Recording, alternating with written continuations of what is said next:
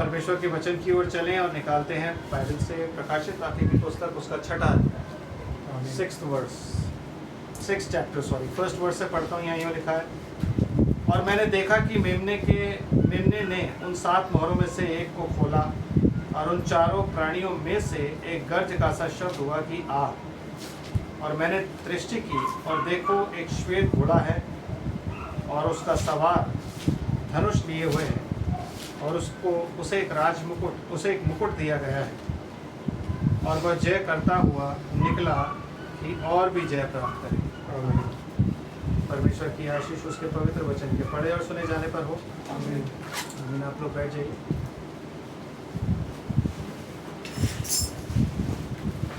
प्रभु आप सबको आशीष और बरकत दे।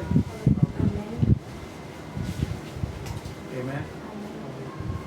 तो बाइबल यहाँ पे जब हम लास्ट टाइम जब डिस्कस कर रहे थे तो हमने ये बात जानी थी कि परमेश्वर का आत्मा हमें छोड़ के कभी भी नहीं गया। परमेश्वर का आत्मा हमारे साथ बना हुआ है।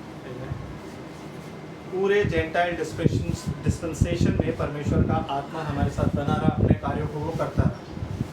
उसके कार्य क्या थे जो वो कर रहा था, मतलब उसने किस तरीके से अपने आत्मा के ज़रिए विश्वासियों को बचा करके रखा और विश्वासियों को ले करके चला, वो तरीका क्या था, वो किस फॉर्म में था, ये जानना बहुत ज़रूरी है।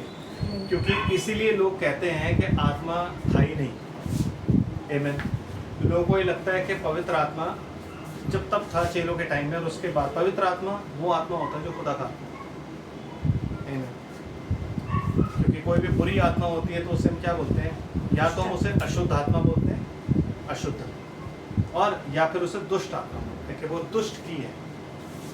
मतलब दुष्ट हमेशा बुरा होता है। और पवित्र जब हम बात करते हैं तो एक परम पवित्र परमेश्वर है, और वो परम पवित्र परमेश्वर जो है वो कहाँ रहता है, वो स्वर्ग में भी नहीं रहता, क्योंकि वो इतना अगम्य है, इतना महान है, सर्वशक्तिमान है। वो मतलब एक इटर्नल स्पिरिट है। आमीन। और स्वर्ग भी उसके लिए छोटा है। वो घोर अंधकार से अपने आप को ढाके रखता है। आमीन। उस स्पिरिट की हम इबादत करते हैं। वो स्पिरिट आज हमारे अंदर पाई जाती है। वो स्पिरिट हमें गाइड करती है, हमें लीड करती है। तो क्या हुआ, जब जीसस क्राइस्ट आए और यीशु मसीह आके जब अपना सब कुछ प्रचार करके और जान दे के चले गए, उसके बाद उनके जो 12 शागिर्द थे, 12 चेले थे, उनके ऊपर आत्मा उतरा। और जब उनके ऊपर आत्मा उतरा तो आज जब हम बात करते हैं तो जब आप नॉर्मल चर्चेस में जाते हो तो सब आपको कहते हैं नहीं वो उस समय था, आत्मा नहीं था। तो जैसा हमने फ्राइडे को देखा था कि हर एक चर्च एज में एक आत्मा पाया जाता है।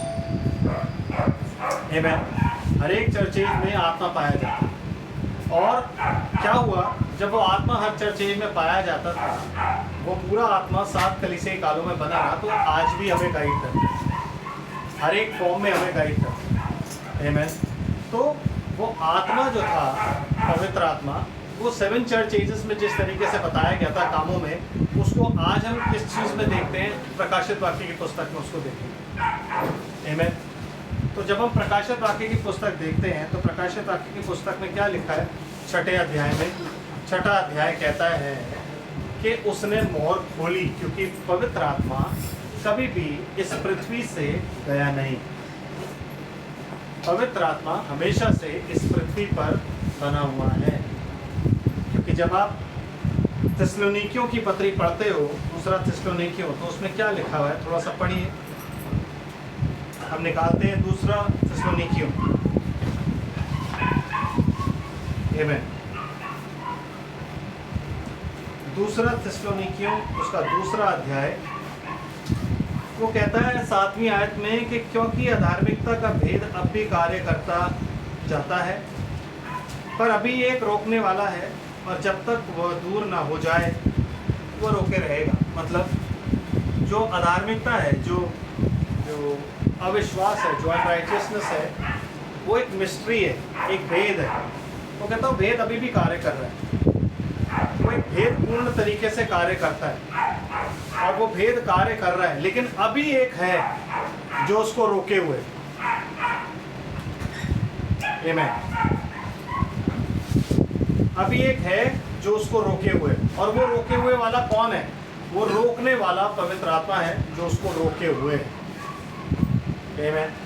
और कहता है, वो उसको कहता है कि और जब तक वह दूर ना हो जाए वो रोके रहेगा। आमीन। क्या दूर ना हो जाए? जब तक पवित्र आत्मा दूर ना हो जाए। आमीन। जब तक पवित्र आत्मा इस पृथ्वी से चला ना जाए, जब तक पवित्र आत्मा इस पृथ्वी पर से उठा ना लिया जाए, तब तक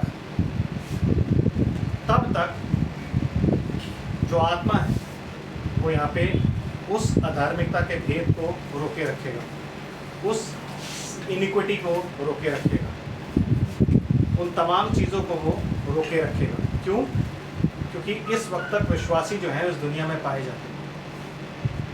लेकिन एक चीज़ है जिसे हम क्या बोलते हैं, रैप्चर, स्वर्गारोहण। उस स्वर्गारोहण तक वो उसे रोके रखेगा और उसके बाद वो हट जाएगा। जब पवित्र आत्मा यहाँ से चला गया, जब यहाँ से उठा लिया गया, उसके बाद यहाँ पे सिर्फ और सिर्फ ग्रेस नहीं होगी। ग्रेस मतलब आप ग्रेस समझिए, ग्रेस को मैं जब बोलता हूँ तो ग्रेस का मतलब होता है फेवर। तो खुदा का फेवर नहीं होगा हमारे ऊपर, हम में से किसी के साथ। God will not favour us, he will favour Israel. उसका अनुग्रह किस पर होगा? इजराइल पर। वो उसे फेवर करेगा। उस वक्त वो 7 साल जो है वो उनके हैं। आमीन। तो वो उनको फेवर करेगा। वो जो 2 दूत हैं, 2 दूतों के अनुसार वो उनको फेवर करके और उन पर अपना अनुग्रह करेगा। लेकिन अभी आपके और मेरे पास टाइम है और आत्मा भी गया नहीं। तो इन 2000 सालों में आत्मा कहीं नहीं गई। जब पहली मोहर खोली तो कहता मैंने पहले प्राणी को, कहता वो आत्मा अभी जाएगा नहीं। ये चैप्टर जब आप पूरा पढ़ते हो तो इसमें पूरा बताता है कि अधार्मिकता का भेद अब भी कार्य करता है, पर एक उसको रोके हुए, उस भेद को पूरी तरीके से प्रकट नहीं हुआ किया जा रहा है। जैसे ही रैप्चर होगा, आमीन, विनाश का पुत्र जो है वो प्रकट होना शुरू हो जाएगा। आमीन। समझ रहे हैं? तो प्रकाशित वाक्य की पुस्तक और 6वां अध्याय क्या कहता है? कहता जब उसने पहली मोहर खोली तो मैंने पहले प्राणी को, जब उसने पहली मोहर खोली तो मैंने दृष्टि की, चारों प्राणियों में से एक का गर्ज का सा शब्द हुआ, मतलब एक थंडर, गर्जन का शब्द हुआ। और उसने क्या बोला? तो मैंने क्या देखा? मैंने दृष्टि की और देखो, ये जो देखो है ना, ये देखो वो बोलता है और देख, और एक श्वेत घोड़ा है और उसका सवार धनुष लिए है और उसे एक मुकुट दिया गया है और वह जय करता हुआ निकला कि और भी जय प्राप्त करे। आमीन। तो यहाँ पे जो परमेश्वर की स्पिरिट है जो काम कर रही है, सारी डिनोमिनेशंस ये सोचती है, सारे चर्चेज ये सोचते हैं कि वो जो सफ़ेद सवार है वो परमेश्वर की स्पिरिट है, बिकॉज वो वाइट है। लेकिन बाइबल हमें बताती है कि जो स्पिरिट परमेश्वर की थी उस वक्त में काम करने वाली, वो कौन थी? पहला प्राणी। और वो पहला प्राणी कौन था? शेर, क्योंकि ऊपर सिंहासन को 4 जो लोग हैं, 4 जो जीवित प्राणी हैं, जानदार हैं, वो घेरे हुए हैं, जिसमें से एक शेर है, दूसरा प्राणी बैल के समान है, तीसरा प्राणी मनुष्य का सा है और चौथा प्राणी का सा। तो पहली सील खुली, पहली मोहर खुली और पहली मोहर खुलते ही जो प्राणी निकला वो कौन था? लायन। तभी वो क्या हुआ? गर्जन का, शेर गरजता है। शेर जब बहुत तेज गरजता है, बहुत तेज घुर्राता है, तब आपको पता लगता है कि हाँ भाई शेर कहीं जंगल में गरज रहे हैं। तो कहता है कि वो गरजा, और जैसी वो गरजा, जैसी वो दहाड़ा, उसने क्या बोला दहाड़ के? आ और देख। तो उसने क्या देखा? एक श्वेत घोड़ा है, उस पर कोई सवार है। आमीन। लेकिन उस सवार को काउंटर करने के लिए जो स्पिरिट परमेश्वर की काम कर रही है वो कौन है? शेर, lion. And lion is the king of the jungle. शेर जो होता है वो राजा होता है, और राजा का काम क्या होता है? परखना, है ना, विचारों को प्रकट करना, परखना, ये सब राजा का काम है। न्याय के लिए राजा जब बैठा होता है और उसके पास कोई आता है तो उसमें इतना दिमाग होना चाहिए कि वो परख ले। सुलेमान के पास वो बुद्धि थी, तो उसने क्या किया? परखा। 2 औरतें उसके पास आई, कह रही है कि ये बच्चा मेरा है, वो कह रही नहीं ये मेरा है, रात को इसके बच्चे पर ये सो गई, मर गया वो, इसने मेरा बच्चा उठा लिया, मेरा है। तो सुलेमान जब सोच में पड़ा तो उसने क्या किया जाए? सुलेमान के पास कोई बीरबल नहीं था, है ना, क्योंकि राजा के पास कोई बीरबल नहीं होता। राजा वो होता है जो सब कुछ जांचता है। इसलिए राजा जो होता है ना, राजा को परमेश्वर की आत्मा से प्रेरित होना चाहिए, वरना अंधेर नगरी चौपट राजा, टका शेर भाजी और टका शेरी खाजा, यस अंधेर नगरी हो जाती है वो। क्योंकि राजा जो होता है क्या होता है, चौपट होता है। आमीन। तो राजा जो होता है ना, उसको हमेशा अपनी बुद्धि से, अपना उसके अंदर एक स्पिरिट होती है, उसको बोलते हैं डिजर्नमेंट। ये बचपन की कविता है, ये बचपन की वो स्टोरीज हैं जो हमने पढ़ी हैं। उसमें एक स्टोरी थी, अंधेर नगरी चौपट राजा। आमीन। समझ रहे? तो राजा को क्या होना चाहिए, आत्मा से प्रेरित होना चाहिए। और जब वो आत्मा से प्रेरित होता तो सुलेमान ने क्या किया, सुलेमान ने सोचा और बोला कि मैं इनको कैसे जांचूं, क्योंकि इनमें से एक तो जेन्युइन है। कहता ठीक है, तलवार ले आओ। तलवार लेके आया और बोले एक काम करो, बच्चे को लिटा दो, काट दो और बीच में से दोनों को बांट दो। तो उनमें से एक बोली नहीं बांटो मत, इसको दे दो, बच्चे को जीवित छोड़ के इसको दे दो। कहता है इसका बच्चा है, इसको दे दो।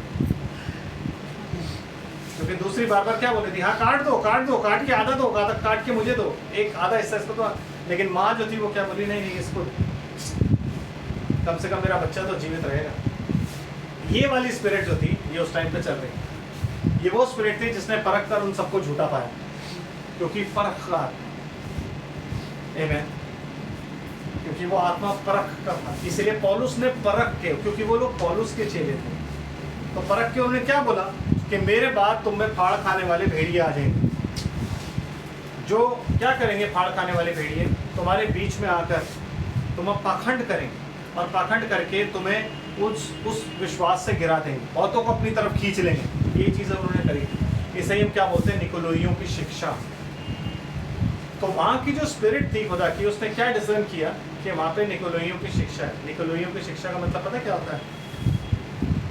निको का मतलब होता है टू कॉन्कर, कॉन्कर मतलब किसी पर अधिकार या राज्य कर लेना है, और लेटी का मतलब होता है साधारण लोग। तो जब आप साधारण लोगों पर अधिकार करते हो, उसे बोलते हैं निकोलोइयों की शिक्षा। यीशु मसीह अपने चेलों को कहता है कि देखो, अन्य जातियों में, मैं अन्य जाति जब बोलता हूँ ना, तो हम भी अन्य जाति हैं, क्योंकि खुदा के लिए सिर्फ एक ही जाति थी और वो था इजराइल। इजराइल के अलावा जितनी भी लैंड इस अर्थ पर पाई जाती है ना, वो सब जेंटाइल खुदा के लिए। तो हम भी अन्य जाति ही थे, लेकिन खुदा ने हमें अपने अनुग्रह से स्वजाति बना दिया। आमीन। तो कहता है अन्य जाति जो है ना, वो क्या करते हैं, एक दूसरे के ना गुरु बनते हैं, लेकिन तुम में ऐसा नहीं हो, तुम मेरे चेले हो। तुम में जो बड़ा होना चाहे ना, वो छोटा बने, और जो गुरु होना चाहे वो दास बने। आमीन। क्योंकि जैसे मैं गुरु होकर तुम में सबसे छोटा बना और मैंने तुम्हारे पैर धोए, वैसे ही तुम लोग को भी करना है। आमीन। लेकिन हमारी एक टेंडेंसी होती है, बिकॉज हम जेंटाइल हैं, हमें जो बंदा बहुत अच्छा लगता है ना, मतलब जो हमें लगता है ना कि हाँ ये जेन्युइन सा है, तो हम उसे फिर वहीं बैठा देते हैं जहाँ यीशु मसीह ने मना किया कि ऐसे वहाँ मत बैठाना। हम उसे उसी ऊंचाई पर बैठा के ना, और फिर we start worshipping that man. हम उसकी वर्शिप शुरू करते हैं, फिर चाहे वो कोई भी नहीं हो, कोई भी क्यों ना हो। आमीन। इसलिए आज आप देखोगे कि हर जगह और हर चर्च में, सिर्फ डिनोमिनेशन ही नहीं, हर जगह पर, चाहे वो हम निकले हुए विश्वासी क्यों ना हो, हर जगह पर ऐसे लोग हैं जिनको हम इबादत करते हैं, जिनको हम सोचते हैं कि जो वचन इसने बोला है ना वो सच है। आमीन। और बाइबल हमें क्या बताती है कि हर एक मनुष्य झूठा, लेकिन परमेश्वर का वचन सच्चा है। सिर्फ परमेश्वर का वचन ही सच्चा है, क्योंकि खुदा ही सच बोल सकता है। आदमी कभी झूठ सच नहीं बोलता, कभी ना कहीं झूठ बोले दे, किसी भी कारण से बोले, कुछ भी बोले। मतलब जैसे मान लो अगर मैं आज कहता हूँ कि नहीं मैं क्लास में नहीं जा रहा, मुझे ये काम है, लेकिन वो काम नहीं है, मैं झूठ बोल के नहीं जा रहा, मैं झूठ तो बोल रहा हूँ। इसलिए कोई चाहे कितना भी सच्चा क्यों ना हो, वो कहीं ना कहीं झूठ बोलता ही बोलता है। इसलिए बाइबल क्या कहती है, हर एक मनुष्य झूठा, लेकिन परमेश्वर का वचन सच्चा है, क्योंकि परमेश्वर कौन है, सत्य है। और वो हमेशा सच बोले। तो जब उन्होंने उस आत्मा में होके, क्योंकि वो स्पिरिट वहाँ पे थी, उस स्पिरिट में होके जब उन्होंने उसे परखा, उन लोगों को परखा और जाना और जांचा कि ये लोग कौन है, तो वो क्या निकले, वो निकले ढोंगी। और बाइबल में जो ढोंगी हैं उनसे सावधान रहने के लिए बोला है। भाई ब्रैनम क्या कहते हैं, भैया एक होता है विश्वासी जो कहता है भाई मैं विश्वास करता हूँ, okay that is absolutely fine. एक होता है अविश्वासी जो कहता है मैं विश्वास नहीं करता हूँ, इट इज ऑल्सो फाइन। लेकिन एक होता है जो कहता है मैं विश्वासी हूँ लेकिन विश्वास नहीं करता है, वो सबसे ज़्यादा खतरनाक, उससे बच के रहना। आमीन। क्योंकि वही गुनगुना है, उससे हमेशा बच के रहना है। आमीन। तो जब आप उससे बच के रहोगे ना तो ही आप अंत तक पहुंच पाओगे ब्रदर, क्योंकि आपको ठोकर कोई नहीं लगाएगा, आपको ठोकर सिर्फ वो लगाएगा जो ढोंगी हो। क्योंकि विश्वासी को तो आप देख के जानते हो कि हाँ भाई ये विश्वासी, अविश्वासी को आप कहोगे ये विश्वासी अविश्वासी, लेकिन जो ढोंगी विश्वासी होगा वो आपको बोलेगा मैं विश्वासी हूँ, और कहीं आपने उसको किसी ऐसी जगह देख लिया, क्योंकि जो ढोंगी विश्वासी होता है ना, जब वो चर्च में होता है तो आपने उस जैसा विश्वासी नहीं देखा होगा, लेकिन जब वो बाहर जाता है ना तो आपने उस जैसा सांसारिक इंसान नहीं देखा होगा, because he is a crow. Crow crow कौवा, पता है कौवा जो है वो कोई भी दाना भी खा लेगा, और कौवा जो है वो सड़ा गला हुआ मांस भी खा लेगा। कौवा दोनों चीज़ें खाता है। आमीन। लेकिन एक विश्वासी किसकी तरह होता है? कबूतर की तरह और या फाख्ता की तरह, जो सिर्फ दाने खा सकती है, जो सिर्फ परमेश्वर का वचन खा सकती है। क्यों? क्योंकि उसके अंदर गायल ही बोलते हैं, बाइल क्या बोलते हैं, गायल, वो नहीं होता, एसिड जो बनाता है, तो वो मीट डाइजेस्ट नहीं कर सकती। अगर आप उसे कभी मीट खिला दोगे ना मर जाए। फाख्ता और कबूतर दोनों, इसलिए उनको क्या दिया जाता है? दाने। आज की डेट में ये बहुत प्रचलित हुई है बात के कबूतर की बीट जो उससे कैंसर हो जाता है, उससे ये हो जाता है। प्योरेस्ट फॉर्म की जो, जिसे आप पॉटी कह लो उसको, वो कबूतर की बीट होती है, क्योंकि वो दाने ही खाता है और दाने ही निकालता है। आमीन। वो दाने ही खाता है और दाने ही निकाल देता है, दैट इज प्योरेस्ट। तो एक विश्वासी वैसा होता है। अगर आप सोचते हो कि आज हमें उस स्पिरिट की ज़रूरत नहीं है जो लाइन की स्पिरिट थी, तो हम धोखा खा सकते हैं।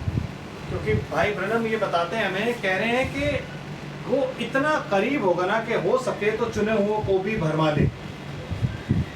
मतलब हम डिसीव हो सकते हैं, लेकिन अगर हमारे अंदर स्पिरिट ऑफ डिसर्नमेंट है, जिसमें कहते हैं, जिसे हम क्या कहते हैं, जांच की आत्मा, परख की आत्मा, अगर वो हमारे अंदर पाई जाती है तो फिर हम चल सकते हैं, क्योंकि फिर हमें ठोकर नहीं लग सकती। क्यों? क्योंकि यीशु मसीह कहता है जो रात को चलता है उसे ठोकर लगती है, क्योंकि उसमें प्रकाश नहीं होता। किसी इंसान में रात को प्रकाश नहीं होता। हमारे को रात को चलने के लिए टॉर्च चाहिए होती है या फ़ोन की फ्लैशलाइट चाहिए होती है, बट यीशु मसीह क्या कहता है? दिन में जब आप चलते हो तो आप ठोकर नहीं खाते, क्योंकि जगत का उजियाला देखते हो, मतलब सूरज की रोशनी है। लेकिन जो रात को चलता है वो ठोकर इसलिए खाता है क्योंकि उसमें प्रकाश नहीं है। मतलब ये जगत की सबसे अंधकार में समय है, जैसे आप हिंदी में या वैसी भाषा में कलयुग भी बोलते हो। इस युग में आपको ठोकर ना लगे, इसलिए आपके अंदर क्या होना चाहिए? वचन, जो कि उजियाला है। अगर वचन आपके अंदर होगा तो फिर ढोंगी आपको ना किसी भी तरीके से ठोकर नहीं दे सकता, क्योंकि आप जब चलोगे ना तो आपको ये मालूम होगा कि ये ढोंगी है। क्योंकि अगर वचन आपके अंदर है तो वही डिजर्न कर लेगा उसको कि ये ढोंगी है। तो फिर अगर आपने उसको वहां भी देखा ना जहाँ पे उसे नहीं देखना चाहिए था, तो आप पता क्या बोलोगे? मुझे पता था, मैं जानता था, और आप ठोकर भी नहीं खाओगे। आमीन। क्यों? क्योंकि आप में उजियाला है। आपको पता है कि मुझे उजियाले में चलना है, तो आप में उजियाला है, इसलिए आप कभी ठोकर नहीं खा सकते। लेकिन जब आप अंधेरे में चलते हो, क्योंकि इसीलिए यीशु मसीह ने कहा था वो रात आने वाली है जिसमें कोई व्यक्ति काम नहीं करता, तो ये रात ही थी जिसमें वो सवार निकला था। और वो सवार निकल के उसने क्या किया? एक सफ़ेद घोड़े पे बैठा, एक हाथ में धनुष लिया लेकिन बाण नहीं था। आमीन। और लोगों को ब्लफ करता हुआ चला, और पूरी दुनिया उसके पीछे चली, ये सोच के कि शायद यही है वो स्पिरिट। लेकिन वो नहीं समझ पाई कि ये जो स्पिरिट जो चल रही है, जो निकली है, ये कौन है? ये शिक्षा है। कौन सी? निकलुइयों की। ये शिक्षा है कौन सी? बिलाम की। बिलाम की शिक्षा क्या है मालूम है आपको? बिलाम की शिक्षा ये है कि उसने चंद रुपयों के लिए अपने उस अनॉइंटिंग को बेच दिया। उसने प्रतिष्ठा के लिए अपनी उस अनॉइंटिंग को बेच दिया था। तो आज हमें शैतान क्या देता है? प्रतिष्ठा। वो चाहता है कि हमें प्रतिष्ठा मिले, हमारी इज्जत हो। हर इंसान चाहता है मेरी इज्जत, कोई नहीं चाहता कि कोई मेरी बेइज्जती करे। आमीन, है ना?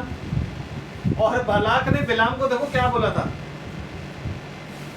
बालाक बिलाम को कहता है कि देख मैं तो तेरी प्रतिष्ठा करना चाहता हूँ, लेकिन तू बात बात पे यहोवा का नाम लेता है। तू कहता है यहोवा ने मेरे को जो मुझे बोलेगा वो मैं करूँगा। अब उसी यहोवा ने तेरे को प्रतिष्ठा लेने से रोक रखा, भाई तू तो जा। तो उसने बैर किसने पैदा कर दिया? बिलाम में और यहोवा में, जिसका वो दास था। तो परमेश्वर में और हम में कैसे वो बीच में डिफरेंसेस डालता है। जब आपको कहीं इज्जत दी जाती है, आप लेना चाहते हो इज्जत, आपके लाभ की है लेकिन आपके लिए उचित नहीं।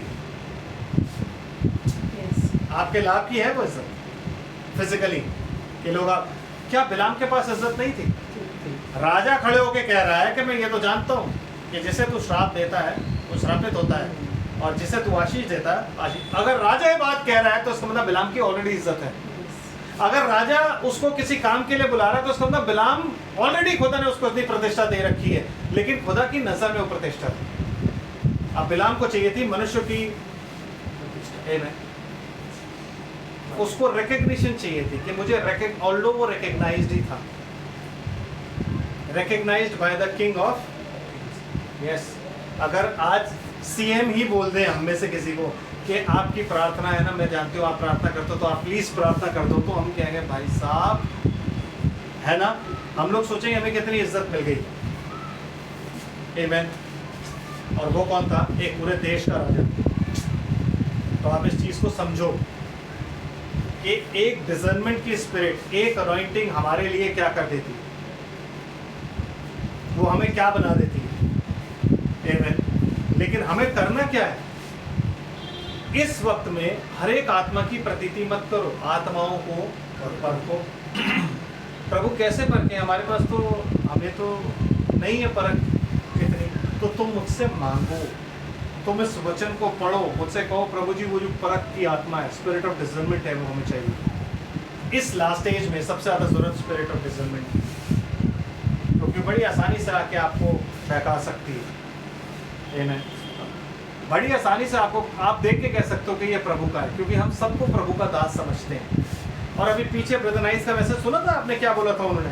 There are many who are serving the lord but not called of God.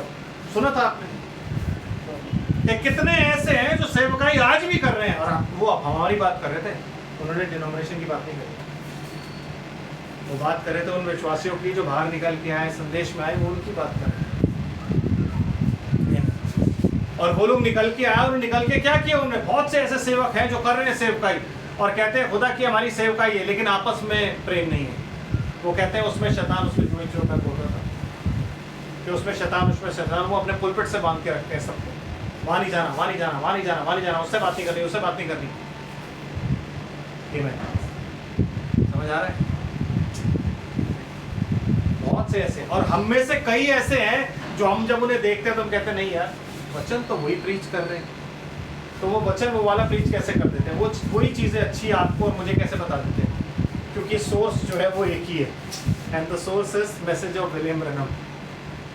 Anointing आती है, अनॉइंटिंग जब आती है तो अनॉइंटिंग इसलिए आती है ताकि आपको अनॉइंटिंग काम करवाए। खुदा ने एक काम दिया था और उस काम को करने के लिए खुदा अपना अभिषेक देता है, और उस अभिषेक में होकर आप काम करते हो,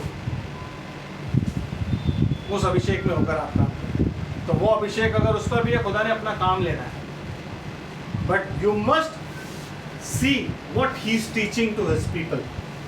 वो अपने लोगों को क्या सिखा रहा है कि वो मिनिस्टर यहाँ नहीं आना चाहिए, उसका ऐसा हो जाता है, या वो उस भाई से बात मत करो, या वो एंटी, वो ये। हम में कोई एंटी और कोई प्रो नहीं, हम भाई हैं, हम भाई हैं सर।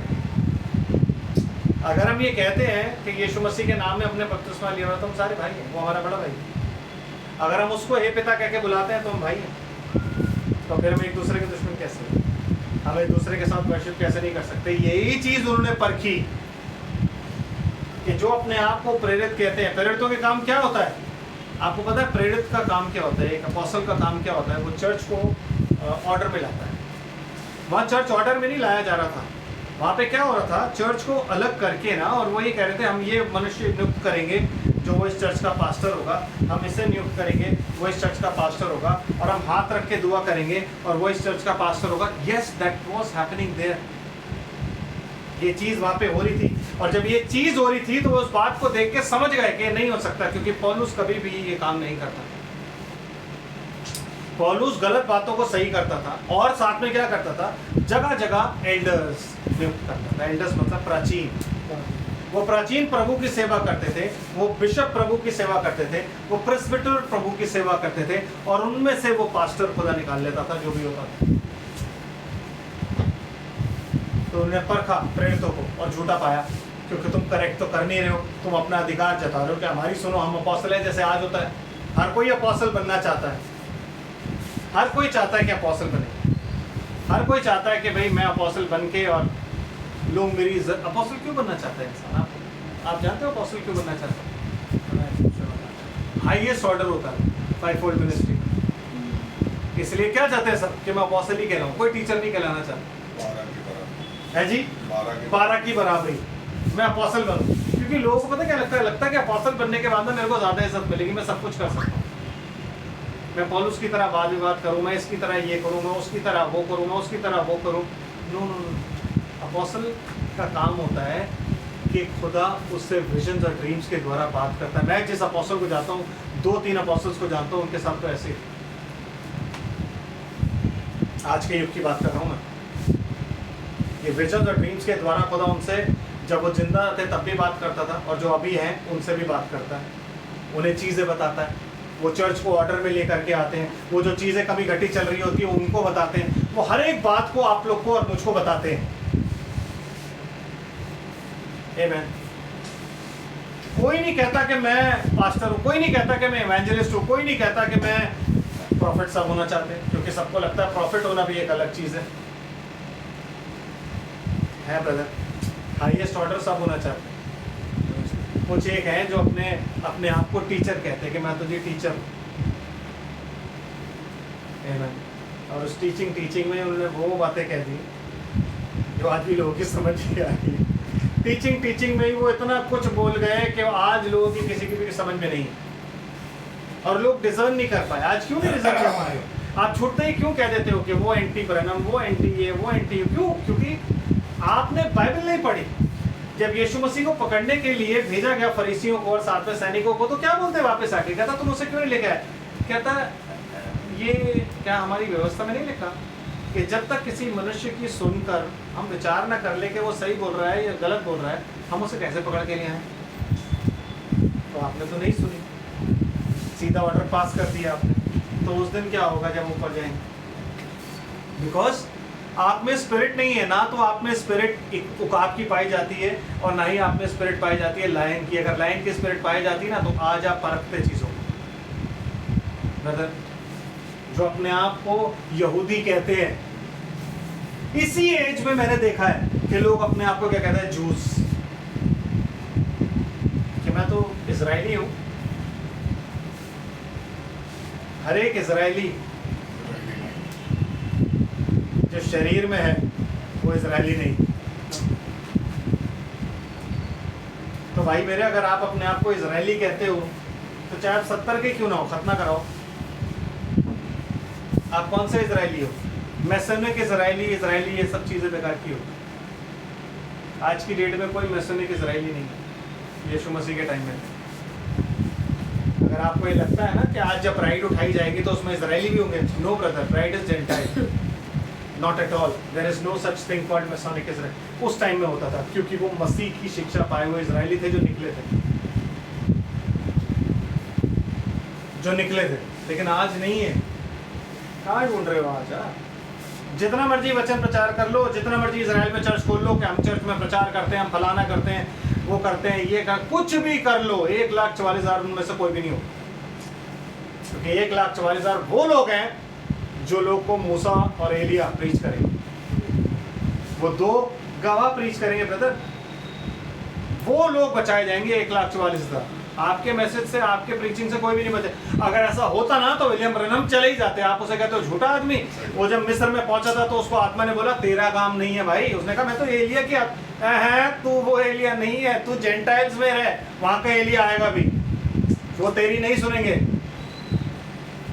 तो अगर वो घमंडी होता और झूठा होता वो जाता और वो चिन्ह और चमत्कार वहां भी करता। क्यों नहीं किया उसने? क्यों खुदा की आवाज सुन के वहां से वापस आ गया? क्यों खुदा ने मुझे मना कर दिया? आमीन। समझ रहे? स्पिरिट मरी नहीं, स्पिरिट थी लेकिन कुछ लोगों में, आज भी स्पिरिट है कुछ लोगों में। जैसे बहुत से लोगों ने सेवकाई बिना परमेश्वर की आज्ञा, बिना परमेश्वर का पिलर ऑफ फायर, बिना परमेश्वर की प्रेजेंस के शुरू कर दी है, वैसे ही उनके वचन के मानने वाले भी हैं, क्योंकि उन्होंने उन लोगों के आगे अपने आप को खुदा दिखा दिया है। वो क्या कहते हैं? भाई का वचन सब कुछ। O brother, God bless you, क्या वर्ड प्रीच किया आपने। Absolute message is absolute, message is absolute. एली एली लमा शबक्तनी, फेसबुक पे एक भाई कहते हैं कि जब एली एली लमा शबक्तनी यीशु मसीह बोल रहा था तो खुदा क्यों नहीं आया, एलिया क्यों नहीं आया? क्यों? क्योंकि उस वक्त विलियम ब्रैनम नहीं आया था। So he was calling William Branham एली एली लमा शबक्तनी।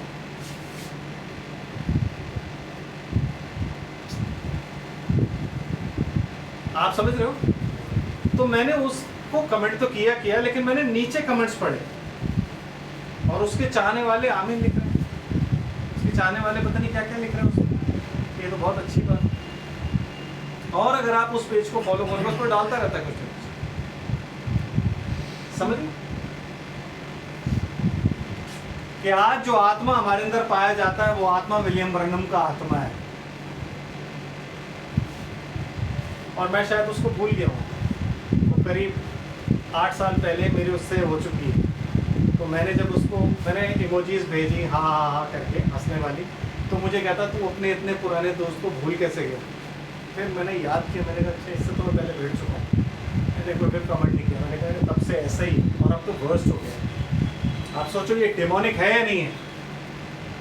क्यों? क्योंकि लोग बिना परमेश्वर की इच्छा के, बिना परमेश्वर की परमिशन के सेवा करनी शुरू कर दिया उन्होंने, और वो चाहते हैं कि हम सेवकाई में आगे बढ़े, लोग हमारी प्रतिष्ठा करें। हमें प्रभु ने वचन प्रचार करने के लिए खड़ा किया। प्रभु ऐसा नहीं करना चाहता। प्रभु पहले रगड़ता है। बेचारा एक पास्टर जो मैं कल आपको बात बता रहा था, कहता है इससे पहले कि मैं सेवकाई में आऊँ मेरी ऐसी रगड़ाई हुई है, घर में खाने को नहीं होता था, मेरे को कलेश रहता था, मेरे घर में खाने को नहीं होता था। वो दिन हमने कैसे गुजारे हम जानते हैं। मैं कभी कभी सोचता हूँ कि हमने इनके बराबर कुछ नहीं किया, लेकिन फिर भी खुदा ने हमें सब कुछ दिया। कभी सोचा कितने प्रिविलेज लोग हैं कि हमें कुछ भी नहीं दिया? हमने कुछ नहीं किया खुदा के लिए, किया कुछ भी नहीं, आज भी नहीं हम करते, लेकिन खुदा ने हमें सब कुछ दे दिया। तो कहता है यहूदी हैं, ऐसे भी हैं जो अपने आप को यहूदी कहते हैं, आज भी हैं, और हमने उन्हें परख के, और बाकियों ने परखा ही नहीं। क्यों? वो मैसेज उन्होंने सुना ही नहीं, रिसीव ही नहीं किया। मैं कह रहा हूँ मैसेज मत रिसीव करो, प्रकाशित वाक्य की पुस्तक तो पढ़ो। तो कहता है ऐसे बहुत से हैं जो अपने आप को यहूदी कहते हैं पर है नहीं। आमीन। परिवार का परिवार हमारा यहूदी है। क्यों? हम इजराइल में रहते हैं। आप समझ रहे हो भाई? हैं क्या आप हो गए हो 70 साल के 75 साल के, खतना कराओ, आप तो इजरायली हो।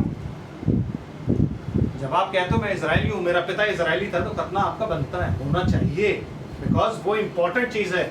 आप फिर खतने के बायस हो, आप जरूरी है आपके लिए खतना। लेकिन मेरी खुदा से यही प्रार्थना थी, प्रभु अगर सचमुच में अपने आप को इजरायली कह रहे हैं ना, तो एंटी क्राइस्ट को ये फेस जरूर करें, क्योंकि इजरायलियों ने उसको फेस करना है। और तब जितने भी अपने आप को आज इजरायली कह रहे हैं वो पता क्या बोलेंगे? मैं तो जेंटाइल हूं। तब सब भाग भाग के यहाँ पे आएंगे।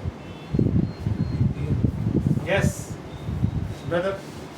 और यस, वो लोग आज की डेट में जिन्होंने उनको परखा ही नहीं, आप उन्हें परखते तो सही, क्योंकि कहता परखते तो झूठा पाया। वो स्पिरिट ही आपके अंदर है। आप अपने आप को कहते हो कि मैं राजा का बेटा हूँ, आप अपने आप को कहते हो मैं स्वर्ग के परमेश्वर का बेटा हूँ, है ना, लेकिन परख कायम, आप परखो तो सही, वो आत्मा कायम है। क्यों? क्योंकि आत्मा ही नहीं बांटी गई। अगर आत्मा बांटी जाती तो समझ जाता है इंसान। अगर आज परमेश्वर की आत्मा, अगर परमेश्वर का वचन ही हमारे अंदर होता ना ब्रदर, तो हम समझ जाते कि जो भाई कह रहा है वो गलत है, क्योंकि वचन समझाता था। लेकिन हमने कभी भी वचन को अहमियत नहीं दी, इसलिए हमें पता ही नहीं, हम जानते ही नहीं कि हमने क्या करना है। आमीन। हमें नहीं पता कुछ भी, तभी तो हम बह के चले जा रहे हैं। आज डिनोमिनेशनल वर्ल्ड को बहका रखा है बुरी तरीके से, और सब बहक रहे हैं वो जानबूझ के। क्यों? क्योंकि उनको पता है इतनी टेक, इतना पेन कौन लेगा। क्या बाइबल भी पढ़ो, लेकिन मैं अभी भी ये कहता हूँ कि भले आज की डेट में हमें बाइबल पढ़ने की आदत किसने डाली? क्योंकि उससे पहले जब हम पटेल नगर में रहते थे तो रोजरी पढ़ते है ना भाई, हम रोजरी पढ़ते थे क्योंकि हम कैथलिक थे। तो शामों को जब नवीनोज होते थे तो हम भी जाते थे चर्च। भाई हम झूठ क्यों बोले? हम ये क्यों बोले कि बचपन से प्रेयर मीटिंग हमारे घर में और ये सब? ये नहीं, प्रेयर मीटिंगों में हम कभी नहीं बैठे, हमें मार मार के बिठाया जाता। यस, हमारी नानी के घर पे जब प्रेयर मीटिंग होती थी तो हम बच्चे बाहर निकल जाते थे खेलने। तो बाहर हमें जो भी देखता था, हमारा मामू या कोई भी देखे, हमें बोले कहाँ घूम रहे हो? अंदर दुआ हो रही है, अंदर जाओ। हम कहते थे भाई यार कौन बैठेगा अंदर? और हम जब अंदर बैठे होते तो सुन नहीं रहे होते, हमारा ध्यान पता किस चीज़ पे होता था? घड़ी, बेनेडिक्शन कब होगा। ऐसी हमारी प्रॉब्लम थी, इसलिए खुदा ने हमें पकड़ा कि तुम भागते हो ज़्यादा, जो भागता है उसे पकड़ता है। वो खुद उसके, तुम्हारे खुद के नबी ने बोला है कि मूसा जो था वो परमेश्वर से भाग रहा था, उसे वही चाहिए जो उनसे भागता है। मूसा क्या करता खड़े होके? मैं नहीं करूँगा, मुझे नहीं करना, मैं तो बुरा बोलता हूँ, मैं तो बुड्ढा हो गया हूँ, मैं तो फलाना हूँ, मैं तो ढमकाना हूँ, मैं भूल जाता हूँ, मैं ऐसा हूँ, मेरे पास कुछ अब आर्मी नहीं है। खुदा ने कहा जाएगा तो तू ही, तो मुझे बोलना नहीं आता, हारून आ रहा है, मैं उसे बुलाया, जाएगा तो तू ही, मेरे पास कोई आर्म्स एंड एमिनेशन नहीं है, छड़ी को फेंक दे, छड़ी को लेकर के। जब मूसा कह रहा भाई मिस्र जाना है, छड़ी फेंक तो सही, एक ही सांप बन गई, जा। है ब्रदर? और यहाँ जितने भी लोग बने हुए आज की डेट में अपने आप को पादरी कहते हैं हमारा घर तो ऐसा था कि हमारे घर में हम लोग बहुत आले फाजिल घरों से आते हैं। Amen. That's the reason. मैं कभी ये बोल तो नहीं पाया, लेकिन उस दिन मुझे बड़ी खुशी हुई थी ये चीज़ सुन के कि बहुत से ऐसे प्रचारक हैं जो खुदा की सेवा कर रहे हैं लेकिन खुदा के बुलाए हुए नहीं। मुझे बहुत खुशी हुई क्योंकि मेरे दिल की बात निकली थी वहाँ से, पुलपिट से ना, और उस पर मैंने बड़ा एमन लिखा था। यस, क्योंकि ना तो उन्हें खुद परख है और ना वो किसी को परख करने देते हैं, उन्हें सिर्फ डर है। और वो डर क्या है? कि लोग मुझे छोड़ के ना चले जाए। कुर्सियों के पीछे चर्च टूट जाते हैं भाई, कुर्सियों के पीछे चर्च टूट जाते हैं। लेकिन एक चर्च मैंने ऐसा भी देखा कि जिसका खुद का भाई पास्टर होने के लायक था, और जब तैयार होने लगा और उसने बोला मेरी सेवकाई यहाँ की नहीं है, मुझे कहीं और जाना, उसने बोला जा। अब कौन होगा पास्टर? क्योंकि छोटा भाई तो चला गया, अब गल्ला किसके हाथ में है? आमीन। क्योंकि परमेश्वर का आत्मा बहुत चुनिंदा लोगों के पास होता है, और जब वो अपना आत्मा देता है ना, उससे पहले वो पूरी तरीके से आपको परखेगा। अगर आप उसकी परख में नहीं खरे निकले ना, तो अपना आत्मा नहीं देगा, टीचिंग दे देगा, अनॉइंटिंग दे देगा, आत्मा नहीं देगा brother. Anointing is when I am standing on this pulpit, वो मुझे प्रीच करने की ताकत देगा, और मैं प्रीच भी आपके सामने क्या करूँगा, और कोई नया रेवलेशन मेरे पास नहीं है, जो दिया है वही प्रीच करूँगा, उसके अलावा कुछ नहीं प्रीच करूँगा, क्योंकि मैं कर ही नहीं सकता। बिकॉज जहाँ स्पिरिट होगी, जहाँ जहाँ परमेश्वर का आत्मा उतरा, वहाँ पे उन्होंने क्या किया? भविष्यवाणी करी। परमेश्वर का आत्मा जब उतरता था, आज से नहीं, मूसा के टाइम में 70 लोगों पर परमेश्वर का आत्मा उतरा, तो उन्होंने क्या किया? भविष्यवाणी करी। आमीन। तो परमेश्वर का आत्मा जब भी उतरेगा वो भविष्यवाणी करेगा। मतलब भविष्यवाणी करने का मतलब ये नहीं हो सीधा 10 से तो भविष्यवाणी का मतलब होता है परमेश्वर के बड़े बड़े कामों की चर्चा करें, जो कि पेंतेकोस्त के दिन हो रही, वही सब वो कर रहे वहाँ पे। आमेन, समझ आ रहा है? यस, दैट्स द रीजन कि वो आत्मा पहले युग में जब पाया जाता था 2000 सालों की स्टार्टिंग में, तो कैसा पाया गया? शेर की नाई, कि वो आत्मा शेर की नाई था। और शेर के पास फर्क थी क्या? कि दो मोस्ट हाईएस्ट उस वक्त में ऑर्डर क्या थे? एक प्रेरित और एक यहूदी। क्योंकि यीशु मसीह कहां से आया था? यहूदियों से। वाचाएं किसकी थी? यहूदियों की। सब कुछ उन्हीं का था। तो क्या हुआ? यहूदी जो अपने आप को कह रहे थे और है नहीं, वो कौन थे? जेंटाइल्स? नो, यहूदी ही थे। लेकिन कौन थे? फरीसी। और परखने वाला आत्मा किसका था? खुदा का आत्मा। और खुदा के आत्मा ने क्या किया? उन्हें परखा और परख के उनको क्या पाया? झूठा। आमेन, झूठा पाया। और जब उन्होंने झूठा पाया तो परमेश्वर के उसी आत्मा ने क्या किया? अपने आप को अलग करके और खुद फेलोशिप अपनी अलग करके। कोई बहुत ज्यादा लोग नहीं थे, थोड़े लोग, गिनती के लोग, लेकिन उन्होंने ये चाहा कि भाई हम अलग करते हैं। आमेन, थोड़ी सी आगे बढ़ते हैं, उसके बाद देखते हैं। तीसरी आयत में कहता है, और जब उसने दूसरी मोहर खोली तो मैंने दूसरे प्राणी को यह कहता सुना, आ। अब ये दूसरा प्राणी कौन निकला? दूसरा प्राणी कौन सा था? यस, बैल, ऑक्स। उसने क्या बोला? आ। किसको बोला? यूहन्ना का, यूहन्ना को बोला आ और देख। और यूहन्ना ने क्या देखा? कहता है एक दूसरा, फिर एक और घोड़ा निकला जो लाल रंग का था। उसके सवार को यह अधिकार दिया गया था कि पृथ्वी पर से मेल उठा ले, ताकि लोग एक दूसरे को वध करें। क्या यीशु मसीह ने बात नहीं बोली? क्या ऐसा समय आएगा जब पिता पुत्र और पुत्र पिता को घात के लिए सौंपेगा? मेल उठा ले। वो समय आज का नहीं है ब्रदर। वो समय कौन सा समय था? उन एजेस का जब मसीहों को मारा जा रहा था। ये आत्मा मतलब सिर्फ परमेश्वर का आत्मा आपको प्रीच करने की ताकत नहीं दे। ये मत सोचो कि परमेश्वर का आत्मा आपको सिर्फ प्रीचिंग की ताकत देगा या परखने की ताकत देगा, यही ताकत देगा। भाई साहब, ये सील जब खुली तो भाई ब्रैनम बताते हैं उसमें जो परमेश्वर का आत्मा उतरा तो लोग निकल निकल के उनको बोलते थे कि हम मसीह हैं, हमें मारो। डरते नहीं थे लोग, डर नहीं रहे थे। तो आत्मा गया नहीं, आत्मा था। और वो क्या करवा रहा था? सैक्रिफाइस। ये जितना लोगों को मारते थे उतना ही लोग बढ़ते चले जाते थे। बिल्कुल वैसे ही जैसे इजराइलियों के साथ हो रहा था कि वो जितना प्रेशर उन पर डालते थे ना कि इनको बहुत ज्यादा बेगारी कराओ इनसे, जितनी बेगारी कराते थे उतना इजरायली बढ़ते जाते थे। वो यहाँ पे हो रहा था कि परमेश्वर का आत्मा जितना वो सोच रहे थे ना, इस आत्मा को जितना शैतान ने सोचा ना, इस आत्मा को खत्म करने के लिए मैं बंदे ही खत्म कर देता हूँ जिनमें आत्मा है। But you know God is light. परमेश्वर क्या है? ज्योति, और वो ट्रैवल करता है। तो जिस स्पीड से शैतान मार रहा था ना, उस स्पीड उससे डबल स्पीड से वो लोग बढ़ रहे थे। यही वो समय है जिस समय में प्रेरित लोग जो है भाग के, और सारे लोग जो थे वो भाग के कहाँ जा रहे थे? दुनिया में। क्यों? क्योंकि वचन फैलाना था। वचन फैलता कैसे? वरना यरूशलेम में ही रहते वो। लेकिन यरूशलेम से पृथ्वी की छोर तक कैसे जाएगा जब ये हो?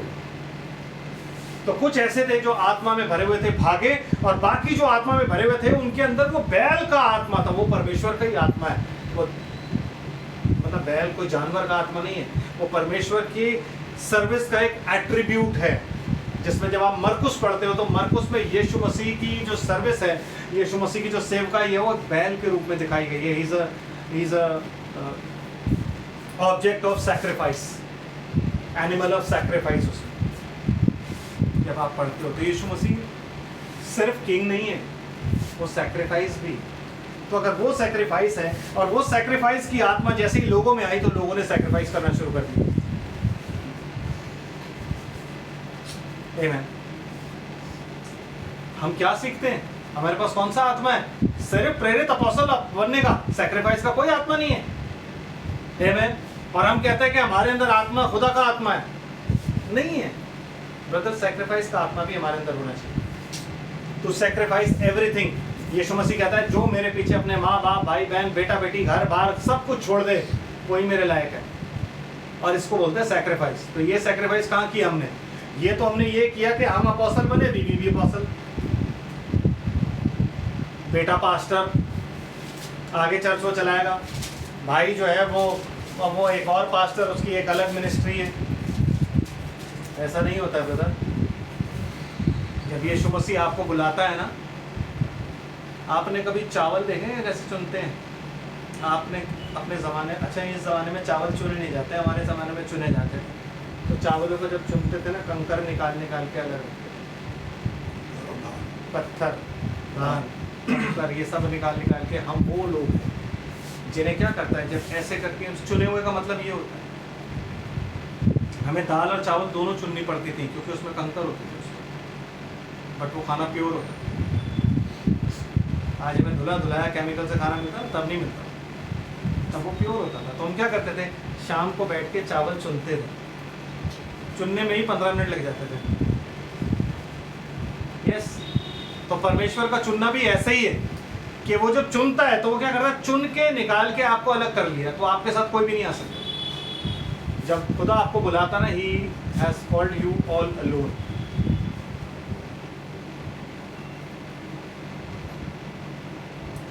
जब आप डीकन बनते हो तो वो कहता है डीकन एक ही पत्नी का पति हो, तो मतलब पूरी फैमिली को, लड़के वाले ऐसे हो, ये ऐसे हो। बेटा जब आप पास्टर बन जाते हो ना ब्रदर, जब आप अपोस्टल बन जाते हो ना, जब आप इवेंजलिस्ट बन जाते हो ना, you are all in the sense आपके घर का कोई भी उस सेवकाई में शामिल नहीं है, लेकिन उन सबको ये एहसास करना होता है कि हम जिस घर से आते हैं उस घर का जो स्वामी है वो सेवक है, तो इसलिए उनको भी अपने आप को पवित्रता से जीना।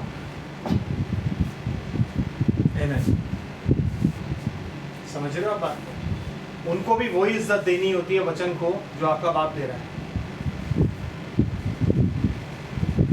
लेकिन कॉलिंग क्या होता है? इसलिए यीशु मसीह कहता है जो मेरे साथ आए ना, मेरे पीछे आए, वो अपनी खुद ही का इनकार करे। तो मेरे खुद का जो कुछ भी है ना, उसका मैं इनकार करूँगा। अगर मेरे खुद के बच्चे हैं, इनकार। अगर मेरी खुद की बीवी है, इनकार। मेरे खुद के माँ बाप हैं, इनकार। मेरी खुद की नौकरी है, इनकार। मेरा खुद का कुछ भी है, घर है, इनकार। कहता है लड़के बालों को और घरों को, खेतों को, क्योंकि उसके जो चेले थे उन्होंने यही किया था। जब उसने बोला पतरस को, तो मेरे पीछे बोले, पतरस ने नहीं पूछा प्रभु बिजनेस नहीं, बिजनेस का क्या होगा।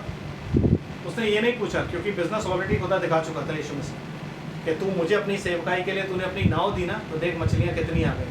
तू मेरे पीछे बोले, बिजनेस की टेंशन मत ले, खाते पीते रहेंगे, but you come to me. Sacrifice तो ब्रदर हमें करना ही पड़ेगा। अगर सैक्रिफाइस की स्पिरिट हमारे अंदर नहीं है ना, तो खुदा की आत्मा हमारे अंदर नहीं है। खुदा की आत्मा सिर्फ एक ही तरीके की आत्मा नहीं, हम एक ही तरीके की आत्मा देखते हैं, सेवकाई। कौन सी सेवकाई? लायन। हम तो लायन हैं, हम राज्य करेंगे क्योंकि I am a king, I am a son of a king.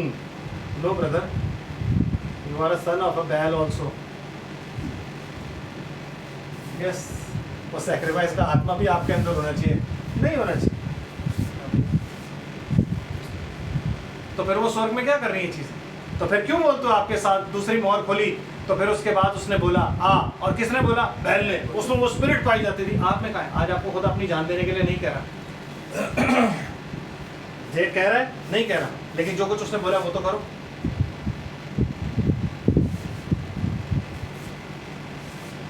हम अपनी पैसे और प्रतिष्ठा ही नहीं छोड़ पाते, तो हम ये बैल कहां से बनेंगे? है ना? वो लोग जान दे रहे थे निकल के, मैं कह रहा हूं उन लोगों ने हद मार दी थी, परेशान हो गए थे राजा, क्योंकि जब राजा लोग पूछते थे ना सामने खड़े होके, तो उन लोगों को यीशु मसीह ने पहले ही कह देता, तुम ये मत सोचना हमने क्या बोलना है, स्पीच मत लिख के जाना, तुम बस वहां पहुंच जाना। मेरा आत्मा, ब्रदर, आत्मा मरा नहीं है। वो कहता है मेरा आत्मा तुम्हें उसी वक्त सिखाएगा, पवित्र आत्मा तुम्हें उसी वक्त सिखाएगा क्या कहना। तो वो पवित्र आत्मा कौन सा आत्मा था जो उनके अंदर था, जिसने बोला मैं अपनी जान दूंगा? वो बैल का। आप इस युग में पाए जाते हो, हर एक आत्मा हमारे अंदर होना चाहिए। और वो वहां खड़े होके क्या बोल रहे थे उनसे? कहता अपने विश्वास का इनकार करो। उन्होंने काम नहीं करेंगे, हम तुम्हें जान से मार देंगे। कहता ठीक है, हम तुम्हें जला देंगे, ठीक है, हम तुम्हें इस तरीके से मारेंगे। उन्होंने बोला ठीक है मार दो, हम इनकार नहीं करेंगे। यीशु मसीह ही राजा है, कह रहा है यीशु मसीह ही राजा है। आमीन। उन्होंने कहा हम इनकार नहीं करेंगे। वही हमारा सब कुछ है। जब उन्होंने इतनी बात बोली तो कईयों को तो खाल उतार दी गई सामने जिंदा खड़े खड़े, कईयों को तीर से बेधा गया, कईयों को आग लगा दी गई। कभी देखना आप कि कैसे रोमन्स ने मसीहों को सताया, यूट्यूब पे है कई चीज़, कैसे कैसे वो मारते थे। पर उन्होंने कहा ठीक है, क्योंकि उनके अंदर वो आत्मा थी।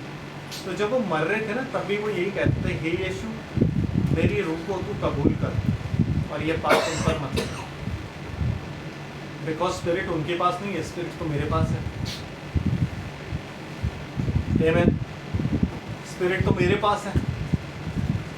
और उन लोगों ने जान दे देकर इस बात का प्रूफ दिया कि परमेश्वर का आत्मा हमारे पास है।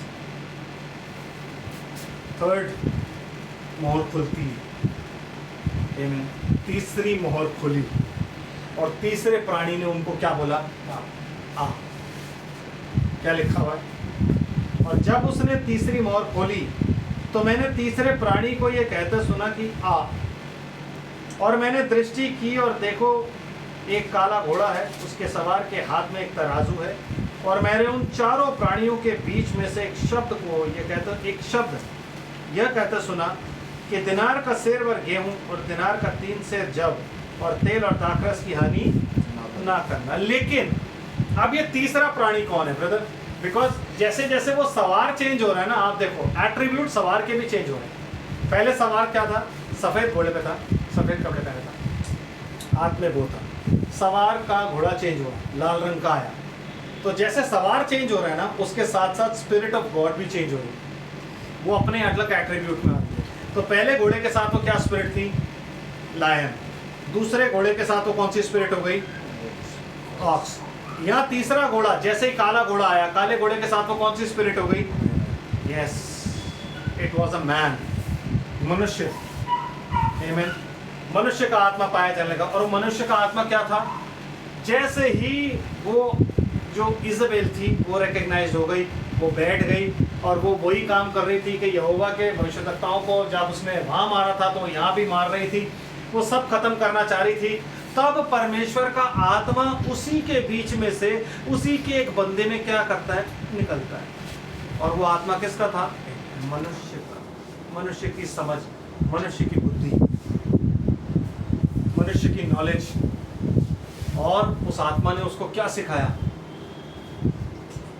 क्योंकि बाइबल तो किसी के पास नहीं थी, तो कैसे लोग पढ़ते? तो उसको क्या हुआ? मार्टिन लूथर ने जैसे ही बाइबल में पढ़ा तो वो आत्मा जो थी वचन में, उसने हिट किया उसे। वाई? बिकॉज उसके बाद अगर वो काम नहीं होता ना तो सब चीज़ें खत्म हो जाती। तो मार्टिन लूथर ने जैसे ही पढ़ा ना, पढ़ने के बाद वो शुरू हो गया अपने प्रचार में। और उसका प्रचार क्या था? धर्मी जन विश्वास से जीवित रहेगा। एक आत्मा, स्पिरिट ऑफ गॉड। आज वो हमारे अंदर का है ब्रदर, हमारे अंदर वो चीज़ का है।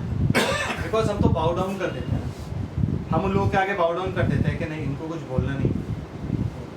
पौलुस कहता है अगर वही वचन, वही क्या बोलता है, अगर यही वचन जो हमने तुम्हें सुनाया है, इसके अलावा कोई और वचन तुम्हें सुनाए तो वो तो ब्रदर वो कौन सा वचन सुनाते हैं और आप कौन सा वचन सुनाते हो कि आप ब्लेसेड और वो श्रापित हैं? वो सुनाते हैं आपको वचन क्रिसमस का, वो वचन आपको सुनाते हैं किस चीज़ का? कंपैशन का। वो वचन आपको सुनाते हैं धोखे का। लेकिन पौलुस और चेले आपको वचन किस चीज़ का सुनाते हैं? रिपेंटेंस का। वो आपको क्या बताते हैं? एक्सेप्टेंस, कि खुदा तुम्हें कैसे भी एक्सेप्ट करता है, जैसे वो आ जाओ। लेकिन चेलों का संदेश क्या है? रिपेंटेंस। आत्मा किसका है? रिपेंटेंस। वही आत्मा किस में पाया गया? पौलुस में। वही आत्मा किस में पाया गया? Martin Luther. The spirit of man. आज आदमी की बुद्धि भी तो नहीं है हमारे अंदर समझ, कि हम बाइबल पढ़ के ही समझ लें कि बाइबल में लिखा है यीशु मसीह के नाम में बपतिस्मा लेना, तो वही समझ लें। हम नहीं समझ सकते, बिकॉज स्पिरिट हमारे अंदर नहीं है। फिर हम कहते हैं स्पिरिट उस वक्त में था, उसके बाद नहीं था। तो मार्टिन लूथर ने कैसे कर दिया प्रोटेस्ट, अगर स्पिरिट नहीं था? और प्रोटेस्ट करके उसको आत्मा ने ही अगुवाई कैसे करी कि देख भाई बाइबल्स नहीं है। उसको समझ कहाँ से आई? आत्मा नहीं समझाया। कि बाइबल्स नहीं है, पूरी दुनिया में बाइबल नहीं है, क्योंकि बाइबल कैथोलिकों ने होल्ड करके रखी हुई थी कि हमारे पास ही होगी और हम ही पढ़ के सुनाएंगे, जैसे मुसलमान करते हैं ना। तभी तो यही होता है फंडा कि आप नहीं समझ सकते। तो हमारा भी यही फंडा हो गया कि आप नहीं समझ सकते, सिर्फ पास्टर ही समझा सकता है। बट उसने क्या किया, उसने बंटवा दी, और जब उसने बाइबल्स बंटवाई तो लोग निकले पढ़ पढ़ के, उन्हें पता लग गया, चर्च छोड़ छोड़ के भाग गए। लेकिन हुआ क्या, चर्च छोड़ के भाग के उन्होंने अपने चर्च एस्टैब्लिश की, सेम चीज़, क्योंकि उनके पास कोई ब्लूप्रिंट नहीं था कि हमें कैसे ऑपरेट करना है। तो उन्होंने क्या किया, उस ऑपरेशन को उन्होंने क्या किया, वो ऑपरेशन उन्होंने उसी के हिसाब से कर लिया कि भैया ये चीज़ हमने देखी हुई है तो हम इसके हिसाब से ही चर्च बना लेते हैं। आमीन। और उसके हिसाब से ही उन्होंने चर्चेस बना लिए, जो कि उनके लिए फिर एक बार गड्ढा हो, उनके लिए नहीं, हमारे लिए भी गड्ढा हो गया। क्योंकि दो तरीके के चर्च हो गए फिर क्रिश्चियनिटी में, क्या हो गया, कैथोलिक और एक हो गया प्रोटेस्टेंट। एक वो लोग हैं जो प्रोटेस्ट किया जिन्होंने, किसको, कैथोलिक्स की टीचिंग्स को प्रोटेस्ट किया। और क्यों प्रोटेस्ट किया, क्योंकि उनकी टीचिंग्स बाइबल में नहीं थी। But we became the same, क्योंकि हमारे अंदर वो मनुष्य की स्पिरिट नहीं थी कि हम समझ पाते, हम परख पाते, हम जान पाते। आमीन।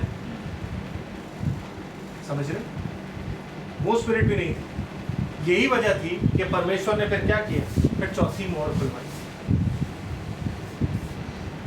उसने मनुष्यों को पहले इस्तेमाल किया तीसरी मोहर में।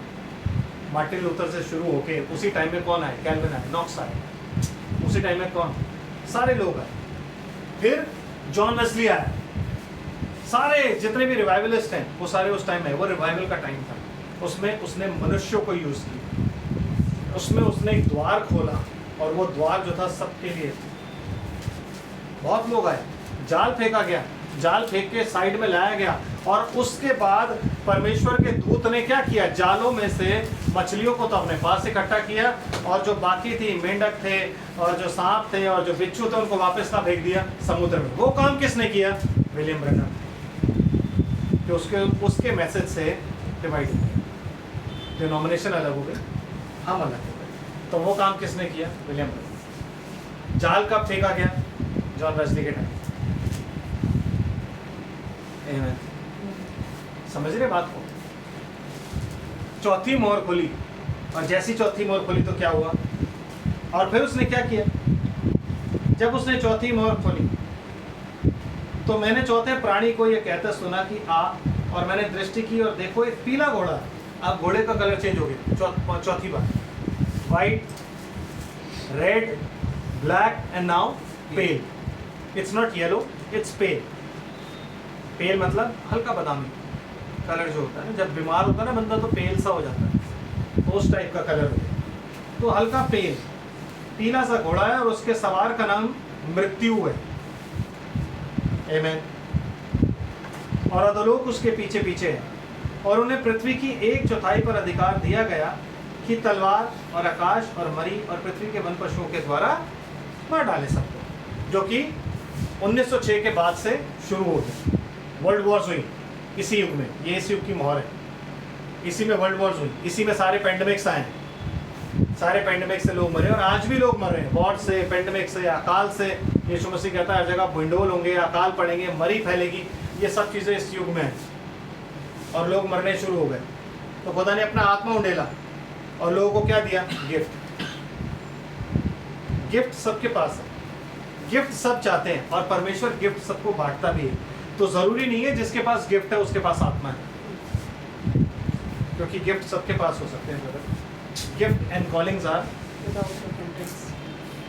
आप रिपेंट करो या ना करो, अगर आपने गिफ्ट मांग लिया ना, तभी तो लोग उपवास कर करके गिफ्ट मांगते हैं। कोई 7 दिन का उपवास रखता है, कोई 21 दिन का रखता है, कोई 40 दिन का उपवास रखे रहता है। प्रभु मुझे दान चाहिए तेरी सेवकाई का, मैं चंगाई का दान पाता हूँ, उसको मिलता है। ये बलजिंदर सिंह हो गए, ये लोग हो गए, इन सबों ने दान ऐसे ही लिए, उपवास रख रहे। तो गिफ्ट है, not the spirit of God, क्योंकि वो अपनी आत्मा उनको देता है जो उसके वचन पर चलते और उसका पालन करते। वो अपनी आत्मा सबके साथ, आप अपनी पोजेशन जो आपकी सबसे अच्छी चीज़ होगी वो हर किसी से शेयर थोड़े ना करोगे। अब भाई आप जाते हो बर्थडेज में या शादी में जाओगे, गिफ्ट दोगे, लेकिन जो आपकी सबसे प्यारी चीज़ होगी आप वो उसको दोगे जो वो आपके दिल के बहुत करीब होगा, जो आपकी सुनेगा, जो आपको पता होगा कि हाँ यार इस बंदे को मैं दे सकता हूँ, तो आपको क्या लगता है खुदा यूं ही बांटता फिरेगा सबको? नो, गिफ्ट उसने सबको बांटे, लेकिन स्पिरिट उसने किसको दिया? प्राइड। तो उस टाइम पे क्या उतरे? गिफ्ट। और गिफ्ट जब उतरे तो क्योंकि वो गिफ्ट थे तो उन्होंने गिफ्ट को ऑर्गेनाइज कर लिया, उन्होंने गिफ्ट को डिनोमिनेशन बना लिया, और एक बनी क्या? पेंटिकॉस्टल्स। क्योंकि गिफ्ट को आप ऑर्गेनाइज कर सकते हो बट स्पिरिट को नहीं कर सकते ब्रदर। सो गिफ्ट को उन्होंने ऑर्गेनाइज करा, इसलिए आज वो पेंटिकॉस्टल लोग भी ये सोचते हैं कि मैं सुन रहा था तो ये भी बात हुई कि एक दिन हम अन्य भाषा वाली दुआ करते हैं। अच्छा, अन्य भाषा वाली दुआ क्या होती है? मैं आज तक नहीं समझा।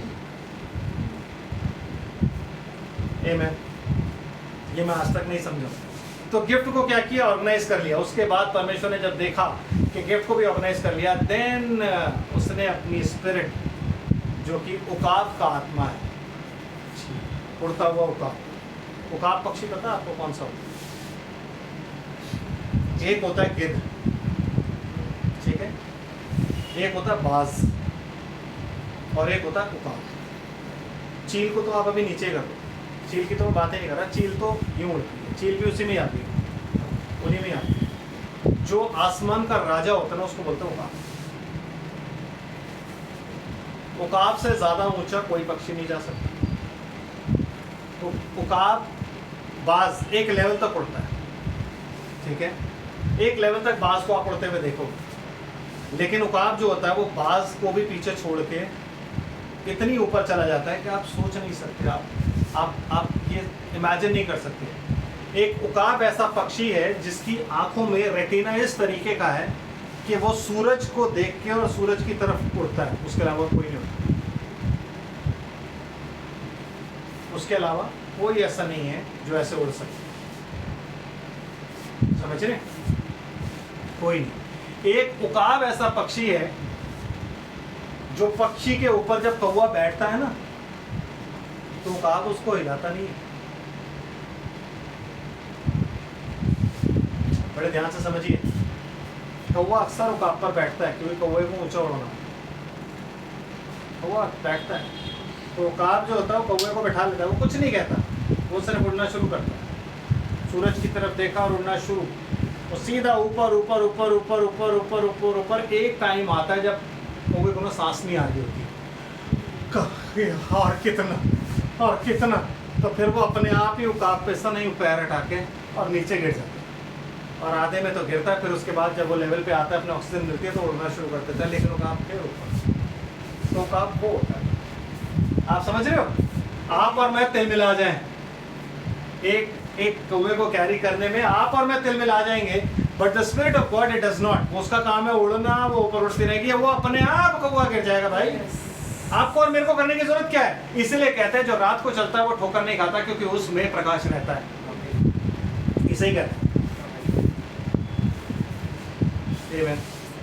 और आज के युग में ये वो युग है जिसमें परमेश्वर का आत्मा था ही नहीं, बाहर खड़ा हुआ था। तो जब वो आया विलियम ब्रैनम और आके उसने प्रचार किया, तो वो प्रचार क्या था? वो प्रचार ये था कि सुरमा ले ले ताकि तू देख सके, क्योंकि हम में से किसी के पास सुरमा नहीं था, हम तो देख ही नहीं देते हम, लेकिन हमें सुरमा मिला, इसलिए हम क्या कहलाए? उकाब के बच्चे। हमें उसने क्या दिया? सुरमा, ताकि हम किसको देख सके? Looking unto Jesus the author and finisher of our faith. उस मसीह को ताकते रहे जो हमारे विश्वास का सिद्ध करने वाला और पूरा करने वाला है। और उसको हम कैसे ताक सकते हैं? जब तक आप उकाब नहीं बनोगे आप ताक ही नहीं सकते उसको। उकाब एक ऐसा प्राणी है जो तूफान को आते हुए देखकर ना खुश हो जाता है। हम लोग डरते हैं ना और हम कहते हैं वो उकाब है, लेकिन उकाब जो है वो जैसे ही देखता है ना तूफान आ रहा है वो बड़ा खुश हो जाता है, कहता है वाह। उसकी खुशी का कोई ठिकाना नहीं होता, क्योंकि उसे पता है अब उसे काम नहीं करना है। उसे क्या करना है? दो पंख यूं फहराने, फड़फड़ा के, वो जैसे ही ऊपर उड़ा ना, उड़ते ही उसके बाद तूफान के बीच में होता है, और बवंडर जो होता है ना, साइक्लोन, उसके बीच में होता है।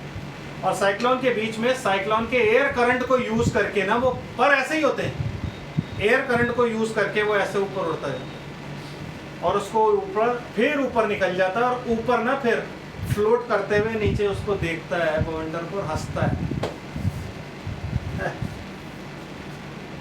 और हम जब तूफान आता है ना तो सबसे पहले अपने पंख फड़फड़ाते हैं और इधर उधर भागते हैं। उकाब ऐसा कभी नहीं करता, ये उकाब का युग है। आमीन। उकाब ऐसा कभी नहीं करता, वो उसी बवंडर का इस्तेमाल करके ऊपर उड़ता है और फिर उसके बाद कहता है वाह। इसी को कहते हैं कि जब परमेश्वर तुम्हारी परीक्षा करे तो हाथ पैर मत चलाओ, धीरज से बैठ जाओ, क्योंकि यही जो परीक्षा है ना, यही जो बवंडर है ना, यही तुम्हें बाद में मुकुट देगा।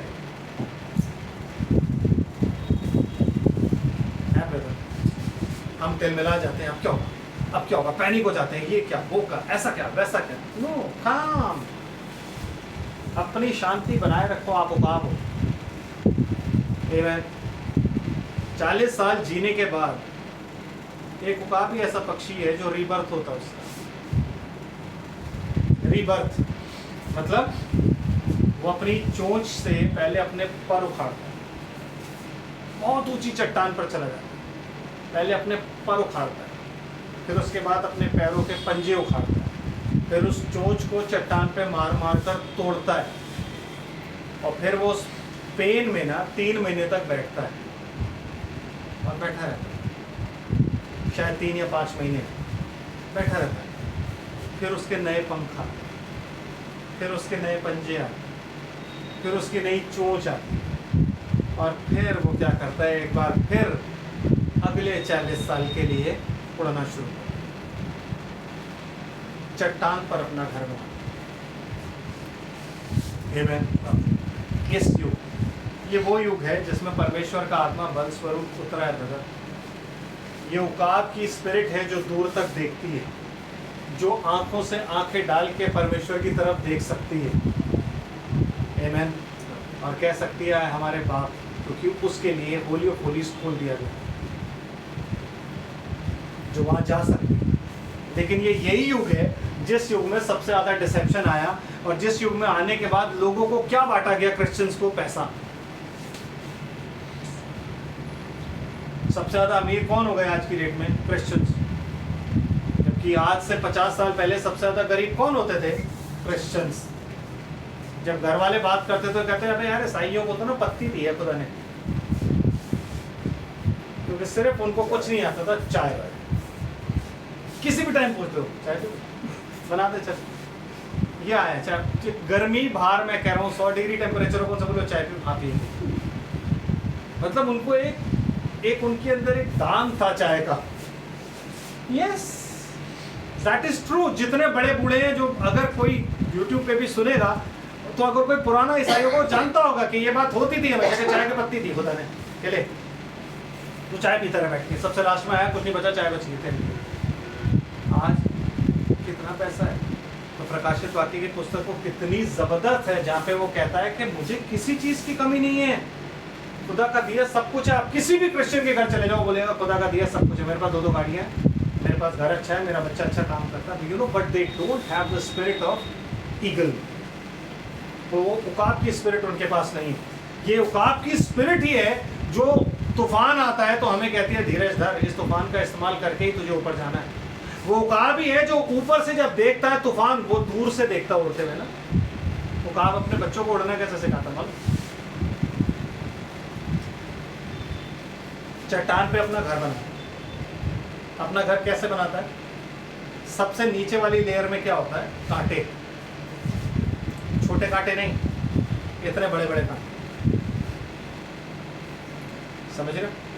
इतने बड़े बड़े कांटे। क्यों? क्योंकि उसने अपने बच्चों को प्रोटेक्शन देना है। यही रीज़न था कि खुदा मिस्रियों को, सॉरी, इजराइलियों को जब मिस्र से निकाला था तो कहाँ से लेके गया था? ऐसी जगहों से जब कोई नहीं जाता था, जब परेशानियाँ थी, क्योंकि उसको पता था कि यहाँ पे ना कोई पे अटैक नहीं करे, क्योंकि कोई इमेजिन ही नहीं कर सकता कि वहाँ पे कोई बंदा जा सकता है। लोग कहेंगे वहाँ से जा रहे हैं, अपने आप ही मर जाएंगे, वहाँ तो सांप है।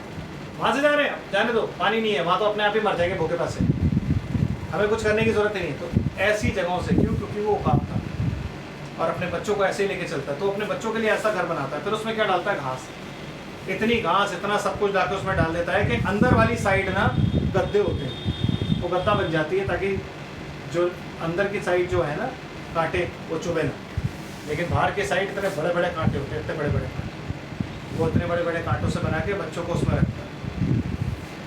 जिंदा मांस खाता है, बासी नहीं खाएगा। गिद्ध बासी खाता है, मरी हुई चीज़ खाता है, लेकिन जो उकाब होगा वो शिकार करेगा, शिकार करके खाएगा और अपने बच्चों को लाके वो जिंदा खिलाता है, लाइक जिंदा मांस, मतलब उसी टाइम शिकार करके खाता है, वो बासी नहीं खाता। लेकिन जब उसके बच्चे बड़े हो जाते हैं और उन्होंने उड़ना होता है, क्योंकि बच्चे ना कंफर्टेबल हो जाते हैं, चलो अब तो मिल ही रहा है मीट वीट, तो हमें क्या जरूरत है नीचे जाने की, अब तो टेंशन माँ ला के खिलाई देती है। तो बस वो एक दिन देख लेते हैं कि हाँ भी इतने बड़े हो गए हैं, इनकी ट्रेनिंग शुरू करनी है। तो वो उस ट्रेनिंग के टाइम क्या करती है, घोंसला हिलाती है, और घोंसले को हिला हिला के चट्टान ऐसे है ना, और यहाँ घोंसला है, तो उसको हिला हिला के यहाँ पे ले जाती है। उस दिन बच्चे बड़े परेशान हो जाते हैं सोच के कि मेरी माँ लगता पागल हो गई आज, हमारी माँ को क्या हो गया भाई, देख रहा है तू मम्मी घर तोड़ रही है यार, क्या कर रही है, उधर लेके जा रही है, हम गिर जाएंगे मम्मी, हम गिर जाएंगे। वो कहती है बेटे आज गिराना ही है। उस दिन उसकी आंखें लाल होती हैं, क्योंकि उस दिन उन्हें ये दिखाना होता है कि दुनिया में तुम्हें जाके करना क्या है। तो वो जब कॉर्नर पे ले जाती है तो क्या करती है, उसको ऐसे कर देती है और बच्चे घोंसले में से गिर जाते हैं।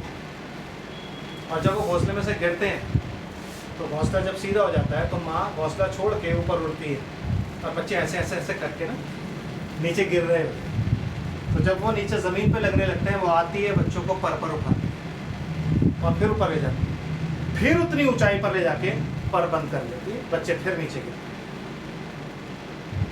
हैं। यस, बच्चे फिर नीचे गिरते हैं, और ऐसे कर करके वो बच्चों को उड़ना सिखाते हैं। ये तरीका होता है।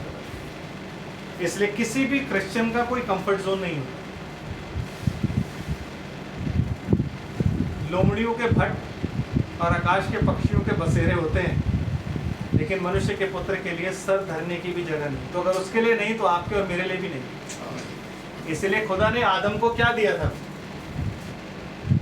पसीना, कि अब जो तू रोटी खाएगा ना वो अपना पसीना बहा के खाएगा। इसलिए हर आदमी को अपने और अपने परिवार का पेट भरने के लिए ना इसकी जरूरत पड़ती है, पसीना तो बहाना ही है। इसलिए क्रिश्चियंस जो है ना वो पसीना बहा के ही खा पाते हैं, मेहनत कर पाते हैं। उन्हें बहुत पैसा नहीं, बहुत पैसा आपको कम मिलता है जब आपकी रात दूसरी वाली हो जाती है, जब आप शैतान की साइड जाके कहते हो ना, जो यीशु मसीह को भी उसने बोला था, इस रात इस पृथ्वी के सारे राज्य मेरे हाथ में दिए गए, तू मुझे दंडवत कर, मैं तुझे सब कुछ दे दूँगा। तो जो जो उसको दंडवत करता ना उसे वो सब कुछ दे देगा। और वो अमीर, उसके पास प्रतिष्ठा, धन दौलत सब कुछ होता है। दैट इज वाई उस जमाने के क्रिश्चियन ऐसे नहीं होते थे, लेकिन आज है, आज वो पाए जाते हैं। क्योंकि आज उनमें संसारिकता इतनी भरी हुई है, इतना संसार उन्हें भर गया है कि अब खुदा की कोई गुंजाइश नहीं है। और उन्हें उड़ना आता ही नहीं है, क्योंकि अगर आप उन्हें उड़ना सिखाओगे ना, उनके तो पर ही काट दिए। हम उड़ना कैसे सीखे? ऐसे ही खुदा ने उड़ना सिखाया, और आज भी उड़ना ऐसे ही सिखा, मालूम है? यही तरीका उसका, गिरने नहीं देगा। फिर जब उसके बच्चे ट्रेंड हो जाते हैं तो फिर वो उसको नीचे छोड़ती है और ऊपर घूमता रहता होगा।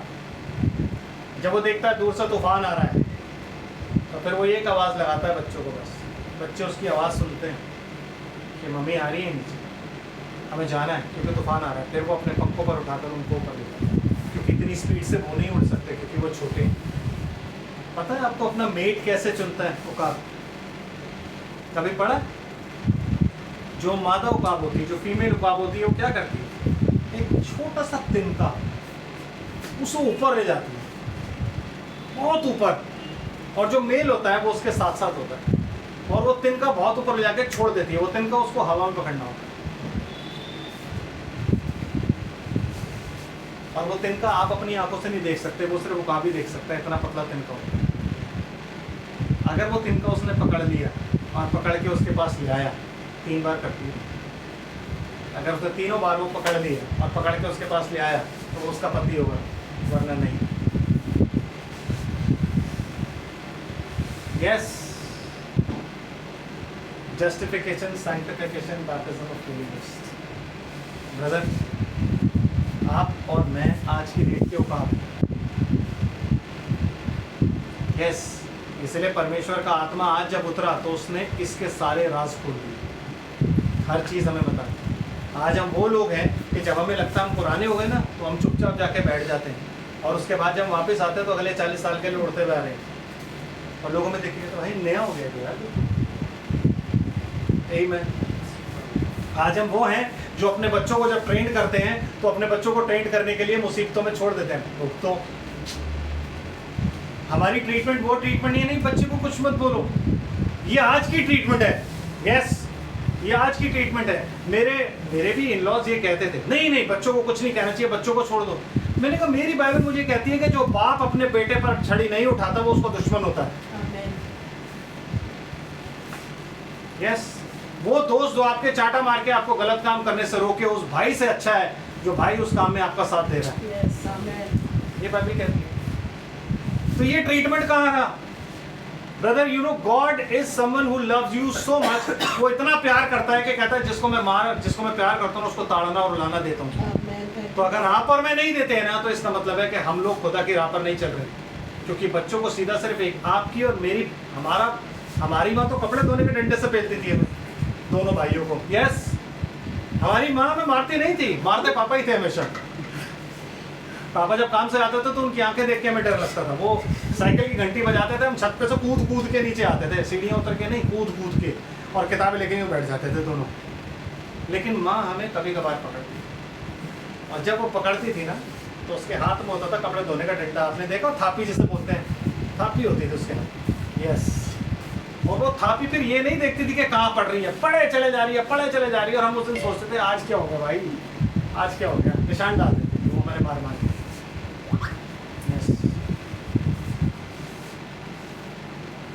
आज वो कैसे चेंज हो गया कि आप बच्चों को यूं मत, नो बच्चे सुसाइड कर, कौन सा बच्चा सुसाइड करे, तुम्हारा जूता उसके रखे।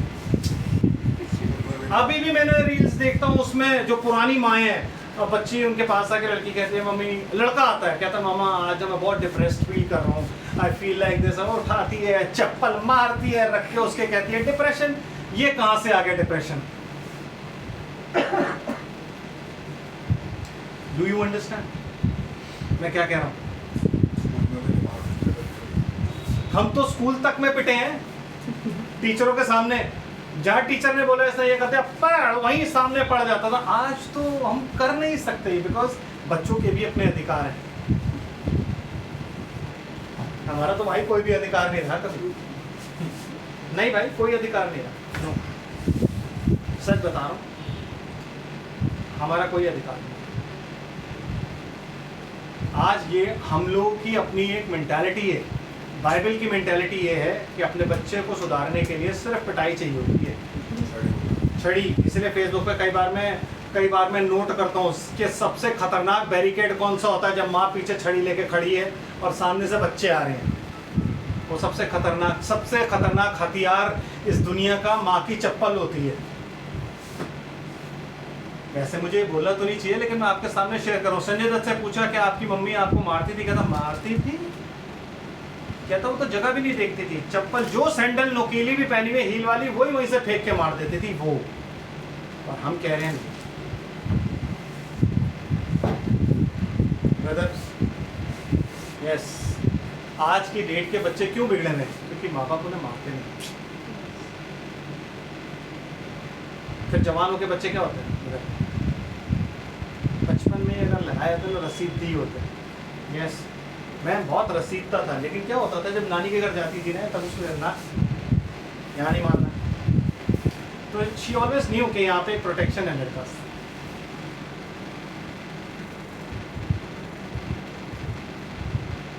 वो प्रोटेक्शन कहीं भी नहीं होना चाहिए।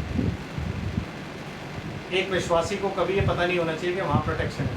उसे पता होना चाहिए कि तूने मुझे आगे पीछे घेर रखा है, अपना हाथ मुझ पर रखे रहता है, तेरी आत्मा से भागकर कहाँ जाऊँ, अधोलोक में जाऊँगा वहाँ तू है, और कहीं भी चला जाऊँगा तू वहाँ है, समुद्र के अंदर चला जाऊँ तू वहाँ है, आसमान में चढ़ जाऊँ वहाँ तू है, भागू का। आप और मैं कहीं भाग के नहीं जा सकते। और अगर हम उकाब के बच्चे हैं तो आज हमारे अंदर वो स्पिरिट होनी चाहिए कि खुदा जब हमें ट्रेन करेगा ना उड़ने के लिए, तो सबसे पहले हमारा कंफर्ट जोन हिलाता है। इसलिए कंफर्ट की आदत नहीं है हमें। बच्चे कहते हैं बस बहुत हो गया, हमें भी लगता है बहुत हो गया, लेकिन मैंने एक मैसेज सुना था, उसमें एक पास्टर ने क्या बोला, The only time you rest in peace is at your death. उससे पहले there is no rest in peace है कहीं? आप सोते भी कैसे हो, टेंशन रहती है कल की, so there is no rest in peace. तो ये बात अगर आपने गांठ बांध ली कि भैया मेरे को अगर जीना है तो मुझे रोज मरना पड़ेगा और मर मर के जीना पड़ेगा। पैसा मत कमाओ, इज्जत कमाओ। यस, पैसा मत कमाओ, पैसा तो सब कमाते हैं, वैश्याएं भी कमाते हैं, चोर भी कमाते हैं, डाकू भी कमाते हैं, मर्डरर्स भी कमाते हैं, तुम भी क्या कमाते? तुम ऊपर क्या लेके जाओगे? इसलिए यीशु मसीह क्या कहता है, अपना धन वहाँ इकट्ठा मत करो, उधर करो, उधर करो। उधर करने का मतलब ये नहीं है कि आप मुझे दान दो, कि ऑफरिंग मुझे ज़्यादा दो। लोग कहते हैं ऐसा, लेते हैं ऑफरिंग। यस, लोग तो स्वर्ग की ज़मीन बेच देते हैं अमेरिका में इतने इतने डॉलर में, और वो बेवकूफ़ लोग दूसरे जो खरीद रहे हैं। आप सोचो इतने पोजेस्ड है, इतने कैसे लोग हैं कि वो ज़मीन खरीद रहे हैं स्वर्ग में, फ्लैट लेना है स्वर्ग में। माय गॉड, आप इतने टफर हो। अपना धन स्वर्ग में इकट्ठा, आप उसके साथ बने, वो आपका पिता है, आप आपके बच्चे हो। डरते किस लिए हो? तूफान से डरना है? तूफान आएगा, बैठ जाओ आराम से। आपको पता है हर तूफान निकलता है, कोई भी तूफान रहता नहीं। हर तूफान जाता ही है ना, कोई भी तूफान रहेगा तो। अगर आप सैंड स्टॉर्म होता है उसमें अगर आप घुस जाओगे तो डोंट वरी, वो निकलेगा। या तो आप अपनी गाड़ी साइड में रोक दो या फिर धीरे धीरे चलते रहो, क्योंकि एक जगह जाके वो खत्म होगा, और जब वो खत्म होगा ना तो sky will be much clearer than before. क्योंकि उससे पहले जब तूफान के आने का अंदेशा होता है ना, थोड़ी थोड़ी धूल आ रही होती है, तो जब निकल जाता है ना तो बिल्कुल साफ हो जाता है। बारिश के बाद देखा ना आपने क्या हाल होता है।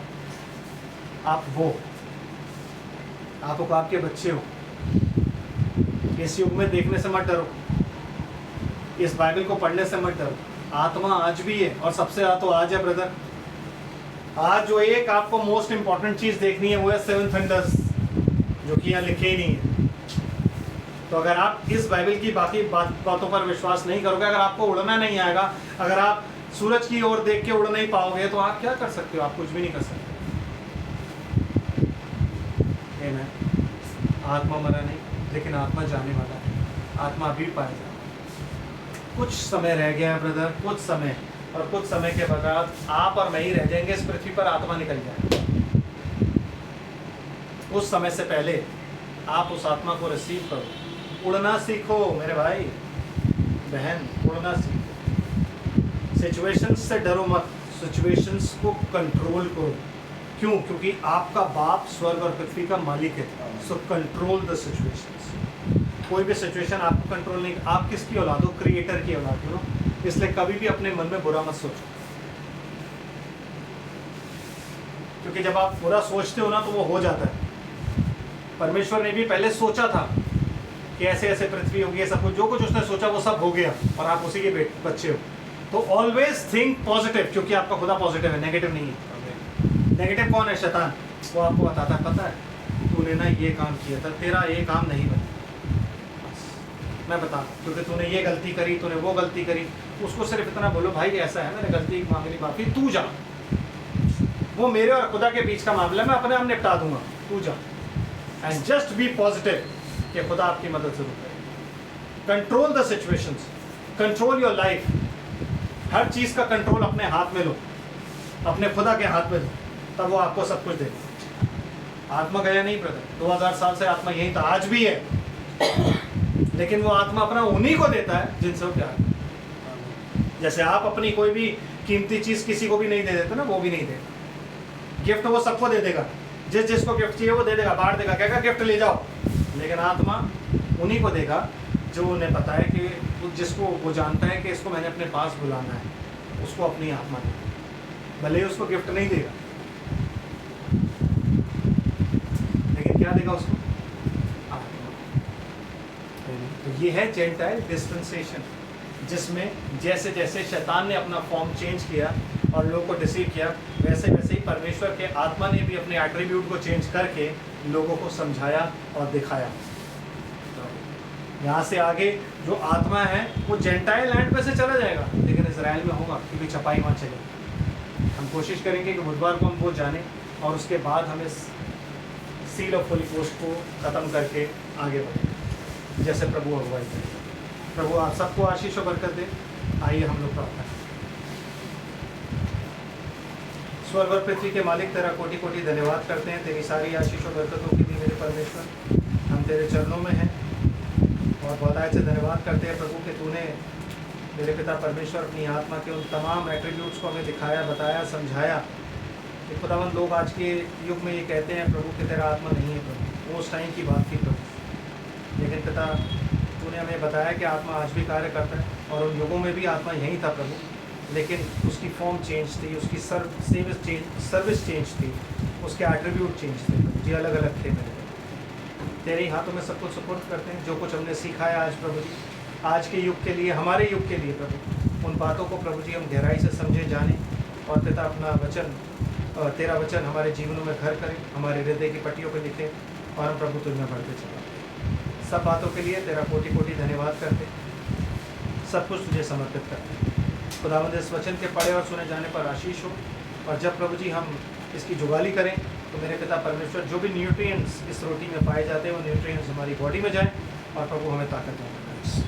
हर एक बात के लिए धन्यवाद करते हुए प्रभु जी प्रार्थना धन्यवाद के साथ आपके प्यारे बेटे यीशु मसीह के अद्भुत नाम में आपकी पवित्र वेदी पर समर्पित करते हैं। दया से आप इसे सुने और ग्रहण करें। आमीन।